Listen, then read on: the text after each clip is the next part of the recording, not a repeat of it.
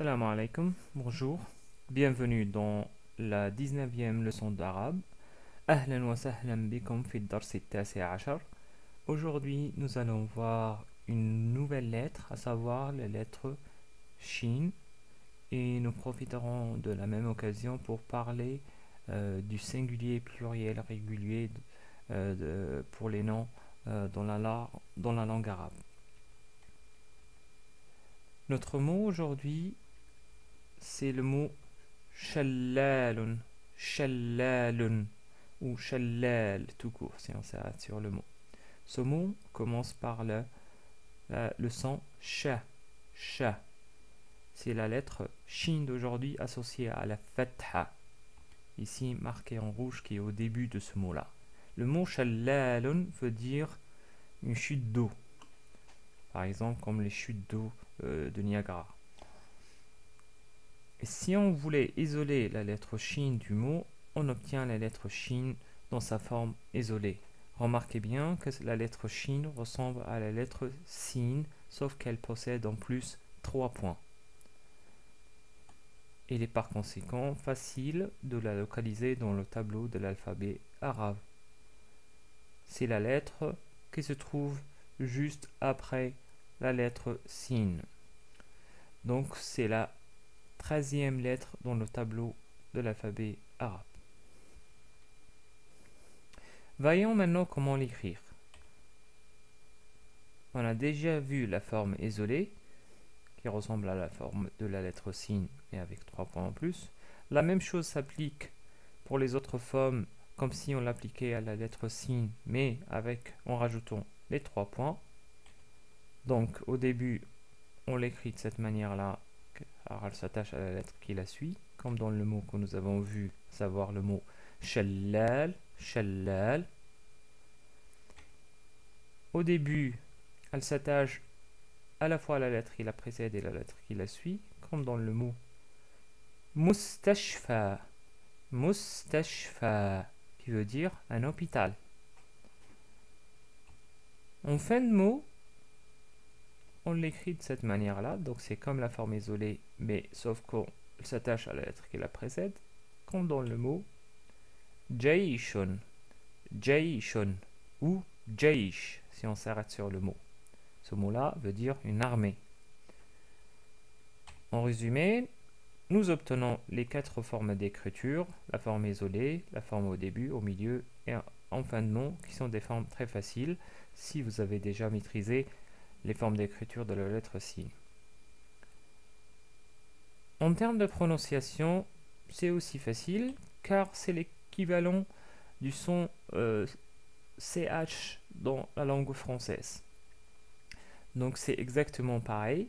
En anglais, on l'aurait écrit plutôt avec un SH. Donc c'est pas ch, c'est ch, comme en français. Donc c'est ch.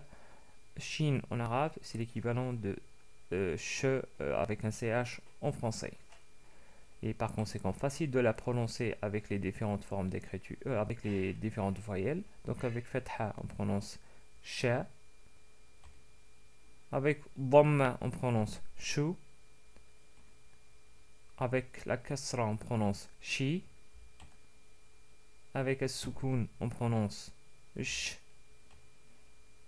Avec la voyelle longue alif, sha. Voyelle longue waw, shu. La voyelle longue ya, shi. Tanwin, doublement de fatha, shan.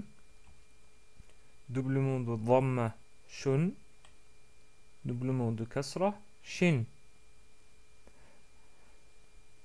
Et enfin, en termes de translittération, bien sûr, on va la noter avec le CH, comme dans le mot shamsun. Shamsun, on l'écrit avec un CH au début. Passons maintenant à la notion du singulier, le duel et le pluriel en arabe. Pourquoi il y a la notion de duel? En fait, si dans la langue française, on parle du pluriel à partir de 2 personnes, en arabe, on parle du pluriel uniquement à partir de 3 personnes. Car entre le singulier et le pluriel, il y a une notion intermédiaire qui est le duel. Donc, il faut distinguer les 3. Prenons un exemple pour illustrer ce concept. Je vais prendre le mot al-mu'minu, al-mu'minu ou al-mu'min si on s'arrête sur le mot. Ce mot veut dire le croyant. Le croyant, vous voyez qu'il est dans la forme définie. Le croyant, bon, peu importe à quoi il croit, généralement on l'utilise dans le contexte religieux, mais al-mu'minu c'est tout croyant, il croit à n'importe quoi, donc ça vient du verbe yu'minu, croire. Ce mot-là, il est au singulier. Si on voulait parler de deux croyants, là on ne dit pas en arabe, on ne cite pas le deux, on dit directement al-mu'minani, al-mu'minani. En fait, on rajoute le alif et noun à la fin. Et remarquez que aussi la dhamma a été changée à la fatha, bien sûr, parce que là, on a rajouté le alif, la voyelle longue alif, qui s'associe uniquement à la fatha. Et ça devient al-mu'minani, les deux croyants. Donc, il n'y a pas d'équivalent dans la langue française, parce que ici, on n'a pas dit deux croyants. Si on dit ça littéralement, on dit ithnani mu'minani. Mais là, on a dit al-mu'minani, les deux croyants, tout court, sans citer le deux. Ça, c'est une particularité de la langue arabe. Je ne sais pas si on a d'autres langues qui ont cette forme de duel, peut-être, mais en tout cas, en termes de langue latine, ça n'existe pas. Enfin, à ma connaissance. Pour le pluriel, par contre, on rajoute à la fin le waw et noun. Waw et noun, et ça devient al-mu'minoun. Al-mu'minoun. Donc c'est les croyants. Donc à partir de 3 par contre. Les croyants. Tout ça, donc bien sûr, ces formes-là, on parle du pluriel des noms en forme régulière. Donc c'est la forme la plus générale, la forme régulière. Mais ce n'est pas le cas pour tous les noms. Certains noms, ils ont un pluriel particulier ou un duel particulier. Mais généralement, c'est ce qui est utilisé. Donc là, on a parlé du pluriel dans le cas où on a un nom masculin. Vous allez voir, il n'y a pas une grosse différence quand il s'agit du féminin. On va prendre le même mot, al-mu'minu. Comment il va devenir dans la forme féminine? Essayez de deviner, c'est facile, on l'a déjà vu. Ça devient al-mu'minatu.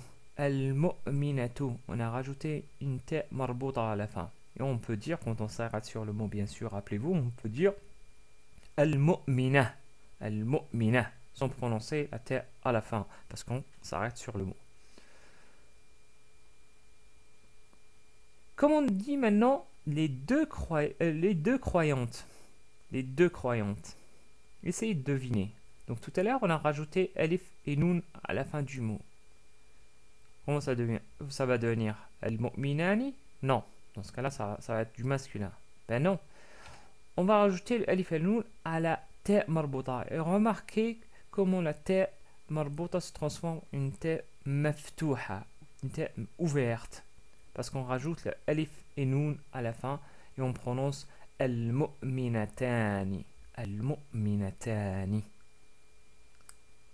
Pour le pluriel, par contre, ça diffère complètement. Car dans ce cas-là, ça devient al-mu'minatu. Al-mu'minatu.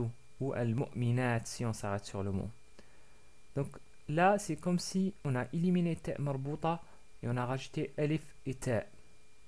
Ou c'est comme si on a basculé la ta marbouta en ta maftouha et on a rajouté le alif entre les deux. Donc, al-mu'minat dans la forme plurielle féminine, al-mu'minuna dans la forme masculine au pluriel. Je sais que ce n'est pas évident à maîtriser. Je rappelle que c'est les formes régulières seulement. Il y a d'autres formes qui sont des exceptions. Enfin, des exceptions, il y en a beaucoup. C'est pas vraiment des exceptions. Mais je ne veux pas vous dissuader ou de vous complexifier le cours. Il est intéressant de le savoir. C'est juste une introduction pour que vous puissiez distinguer le pluriel, le duel et le singulier. Donc, quand vous connaissez un mot et vous le voyez dans la forme plurielle ou duel, vous reconnaissez déjà le mot. Donc, vous serez capable de dire que c'est c'est le mot que je connais, mais il est simplement au pluriel ou au duel. Mais ces notions-là, vous allez les voir dans un cours avancé quand vous maîtrisez les cours des débutants avec plus d'éclaircissement.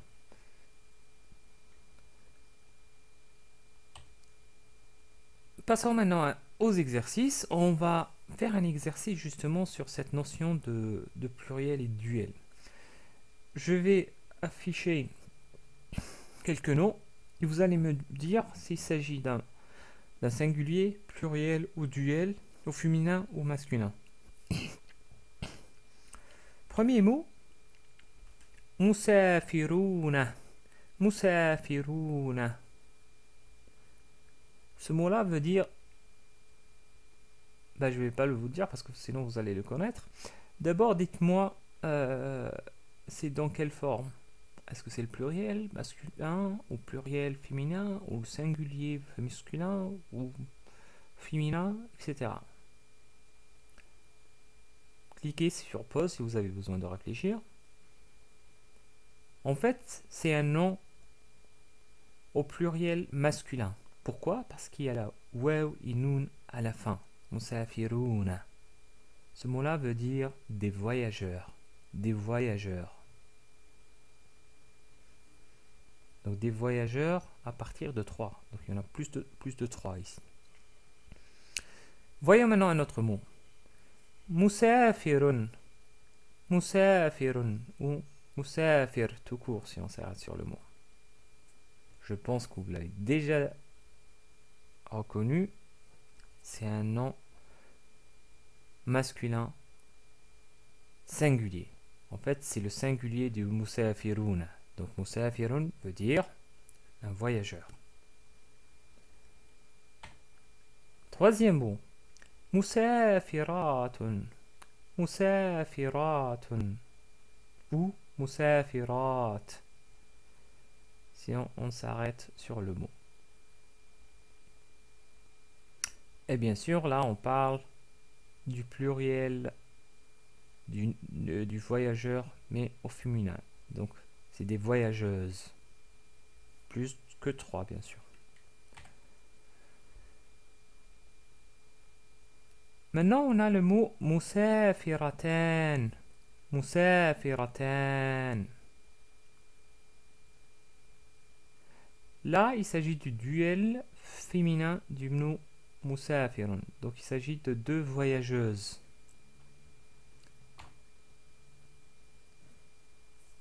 Maintenant, on a le nom musafiratun. Musafiratun ou musafira. Là, on parle bien sûr du féminin du nom musafirun. Donc, il s'agit du singulier féminin. Ensuite, on a le dernier exemple, c'est musafirani. Musafirani. Là, bien sûr, on parle du duel masculin. Donc, deux voyageurs.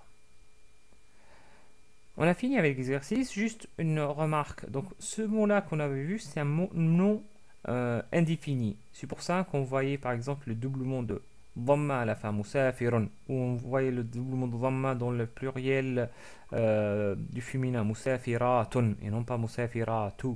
Rappelez-vous, quand on rajoute le alif et lam, c'est-à-dire quand on rend le nom défini, on enlève le tanwin. Ça, vous le connaissez déjà, on l'a déjà évoqué dans un précédent cours. Passons maintenant à l'écriture. Je vais vous montrer comme d'habitude l'écriture de la lettre Shin dans le cadre des 4 formes d'écriture, ou plutôt les 3. Donc au début d'abord, on écrit comme si on allait écrire un sin au début, et on rajoute le sha. Je vais écrire là le mot shallalun. Donc je laisse ouvert, je rajoute la, il y a une shadda, lun.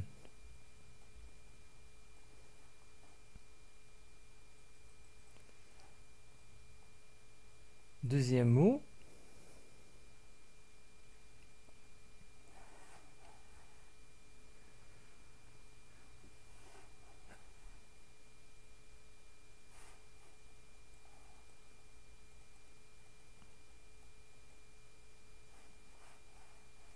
Donc, mustashfa, j'écris d'abord le mime. Mou. Au milieu. Ta au milieu aussi. Et le shin au milieu.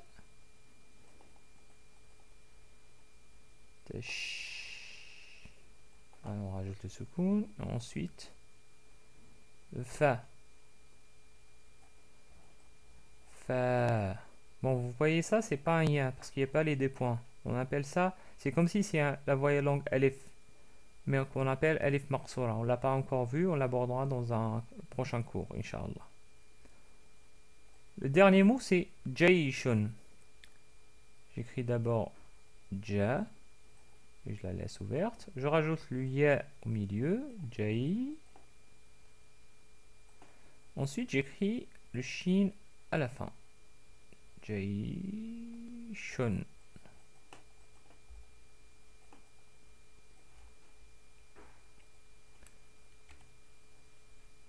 Voilà, nous arrivons à la fin de ce cours-là. Merci de votre attention. Shukran ala intibahikum.